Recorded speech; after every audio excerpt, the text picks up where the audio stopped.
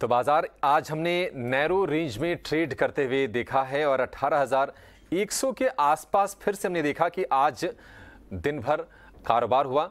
थोड़ी सी ऊपरी स्तरों से प्रेशर इस वक्त हम बढ़ते हुए देख रहे हैं। 18,050 के आसपास इस वक्त निफ्टी है। सेंसेक्स में 130 की गिरावट है, लेकिन निफ्टी बैंक वहां से थोड़ा सा हम देख रहे हैं कि तेजी के संकेत आपको दिखेंगे, क्योंकि उसकी वजह यह है कि इंडसइंड बैंक, एचडीएफसी बैंक वहां पर तेजी है। एचडीएफसी बैंक इनफैक्ट लगातार चौथे दिन शेयर चल रहा है और सेम पैटर्न पर एचडीएफसी लिमिटेड में भी तेजी हो रही है। एसबीआई का शेयर भी है ऊपर।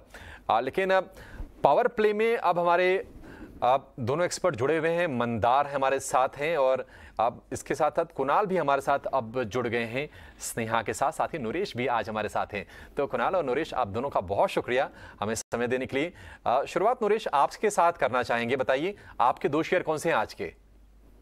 मेरे दो शेयर है गैस कंपनी से और ऑयल एंड गैस से। सबसे पहले बाय है ओएनजीसी पर, जहां पे एक शॉर्ट टर्म ब्रेकआउट हो गया 150 एंड 152 के ऊपर और आज भी रिलेटिव स्ट्रेंथ दिखा रहा है। स्टॉप लॉस होगा 149, टारगेट होगा 170। दूसरा बाय है गेल इंडिया पर, जो प्रीएम्प्टिव है 9900 का एक काफी बड़ा रेजिस्टेंस है लास्ट कुछ महीनों का। अगर इसके ऊपर सस्टेन करता है तो एक क्विक मूव आना चाहिए 108 तक। स्टॉप लॉस होगा 97। ओके, तो ये दो पिक्स जो हैं नरेश की तरफ से, पर कुणाल आपसे समझना चाहेंगे आपके पास कौन से हैं आज के पावर स्टॉक्स? तो मैं दो कॉल इनिशिएट करूंगा। पहला रहेगा बाय HAL पे, हिंदुस्तान एरोनॉटिक्स। आज की मूवमेंट के बाद ऐसा लग रहा है कि एक अच्छा बेस बन चुका है 2450 के आसपास HAL में। तो 2450 को स्टॉप लॉस रख के बाय की सलाह दूंगा। 2600 का टारगेट रख सकते हैं। सेकंड कॉल रहेगा सेल साइड पे अपोलो टायर्स। मेरा मानना है कि काफ़ी सारे टायर स्टॉक्स में अब एक प्रॉफिट बुकिंग की वेव वापस आ रही है, बिकॉज काफ़ी सारे टायर स्टॉक्स अपने माइनर सपोर्ट्स को ब्रेक करके नीचे की तरफ थोड़े से डायरेक्शन वाइज पकड़ रहे हैं। तो मेरा मानना है कि शायद अपोलो टायर्स भी यहाँ से थोड़ा करेक्ट कर सकता है। 300 का टारगेट रख सकते हैं। Stop loss 320। ठीक है, अपोलो टायर्स को 320 रुपए के स्टॉप लॉस के साथ सेल करना है। टारगेट क्या बताया कुणाल आपने इसका? 300 रुपए का टारगेट होगा अपोलो टायर के लिए। भाव आपकी स्क्रीन पर। और हिंदुस्तान एरोनॉटिक्स आज हम देख रहे हैं कि अच्छा एक्शन है शेयर। ये तकरीबन 2% की बढ़त के साथ ही भी ट्रेड कर रहा है। 2600 की टारगेट इसमें बनेंगे तो ठीक ठाक टारगेट ये भी हैं 2450 रुपए के स्टॉप लॉस के साथ। तो ये हो गए कुणाल की दो दमदार शेयर पावर प्ले के। मंदार, आप बताइए आप कहां पर पावर हिटिंग करने चाहेंगे? अभिषेक जी, दो स्टॉक्स हैं। पहला तो है बेक्टर फूड्स। ये दोनों स्टॉक्स शॉर्ट टर्म इन्वेस्टमेंट के तौर पे हैं। बेक्टर फूड्स पिछले 1-1.5 साल का जो एक रेजिस्टेंस बना हुआ था 460-465 के लेवल्स पे, वो ब्रेक करके ऊपर चला है। तो जब तक इसके ऊपर रहता है तब तक मुझे लगता है कि इसमें अच्छी खासी अपसाइड बनेगी।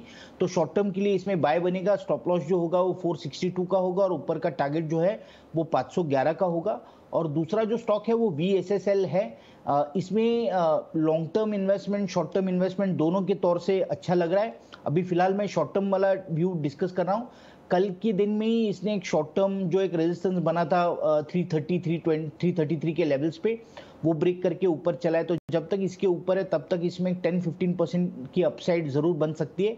इसलिए इसमें एक बाय बनेगा। 329 का स्टॉप लॉस होगा, 395 का टारगेट होगा। मंदार, आप वर्धमान स्पेशल स्टील्स की बात कर रहे थे? हाँ जी, हाँ जी। ठीक है, तो ये दो शेयर मिसेस बेक्टर्स फूड और वर्धमान स्पेशल स्टील्स का शेयर।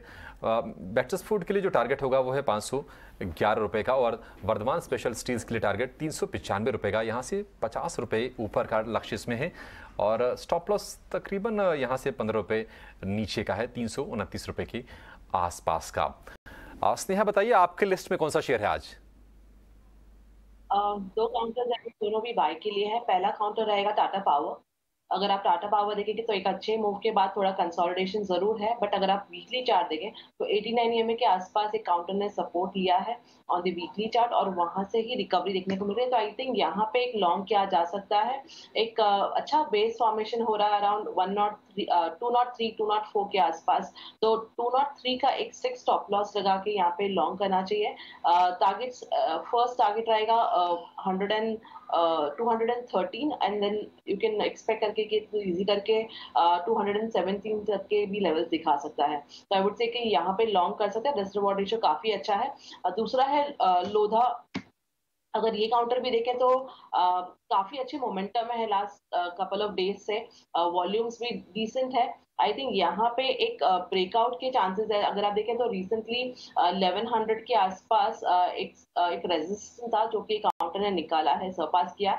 इस हफ्ते नियरली 11% ऊपर भी है, तो आई थिंक यहाँ पे मोमेंटम कंटिन्यू हो सकता है और यू कैन एक्सपेक्ट करके कि काउंटर 1230 1240 के भी लेवल्स दिखा सकता है। तो आई वुड से यहाँ पे लॉन्ग किया जा सकता है और एक स्टिक स्टॉप लॉस अराउंड 1070 के आसपास आप लगा सकते हैं।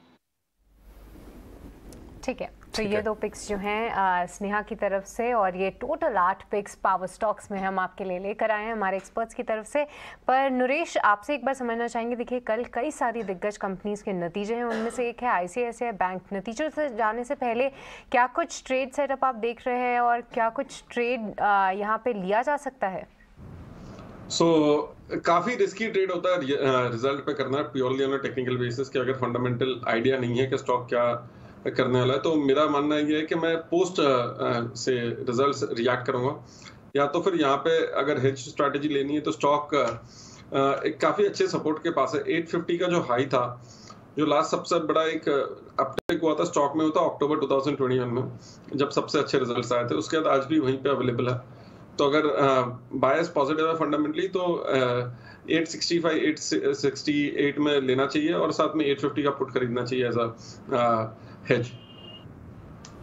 ठीक है, ICICI बैंक को लेकर ये भी। लेकिन कुणाल, आखिर में आपसे एक व्यू चाहेंगे निफ्टी पर। देखिए 18,100 पर जो कड़ा वाला जो रेजिस्टेंस है वो कल भी बाजार के लिए काम किया, आज भी हम देखने को इसके ऊपर निकलने में बहुत दिक्कत हो रही है और सस्टेन नहीं कर पा रहा है।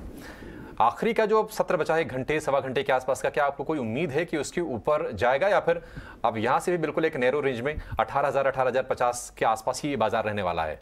तो ये कंसर्निंग पॉइंट है मार्केट के लिए, बिकॉज लास्ट अगर हम 1 मंथ का पैटर्न अगर हम देखें तो जब 18,800 के आसपास जब इंडेक्स आया था, तो वहाँ से अगर हम आर्ली चार्ट्स की भी बात करें तो हर एक न्यू हाई को क्रॉस करने में बहुत ज़्यादा दिक्कतें हुई है मार्केट को। हालांकि सपोर्ट्स 17,800 पे इस्टेब्लिश हो चुके हैं, बट ये जो रेजिलियंस है मार्केट्स का, पुराने हाई को ना ब्रेक करना और नए सपोर्ट्स पे और उसी सपोर्ट्स पे बार बार सपोर्ट लेना, ये एक इंडिकेशन ऑफ वीकनेस है। सबसे गंभीर जो बात है वो है कि काफ़ी सारे लार्ज कैप नेम्स जैसे कि Bajaj finance, Finserv, HUL, Asian paints, हम ये निफ्टी 50 स्टॉक्स की बात कर रहे हैं, इनमें सेलिंग जो है वो काफ़ी अग्रेसिव होती जा रही है और स्टॉक्स अपने 200 मूविंग एवरेज के काफ़ी नीचे ट्रेड करते जा रहे हैं। तो मार्केट ब्रेथ कहीं ना कहीं लार्ज कैप्स में थोड़ी सी डिटीरियोरेट हो गई है। तो ये कंसर्न हो सकता है इंडेक्स के लिए। हमें अगर हम इंडेक्स लेवल्स के हायर साइड को जैसे कि 18,250 को अगर हम क्रॉस ना कर पाए तो पॉसिबल है कि मार्केट शायद थोड़ा सा सेलिंग स्प्री में आ सकता है। ठीक है, तो बाजार के लिए थोड़ी सी चुनौतियां यहाँ पर बरकरार हैं, और अगर बाजार यहाँ से चलता भी है तो बहुत तेजी से नहीं चलेगा, ठिठक ठिठक कर बाजार यहाँ से आपको आगे चलता हुआ दिखाई देगा, और फिलहाल तो एक नैरो रेंज में ही रहने की संकेत है।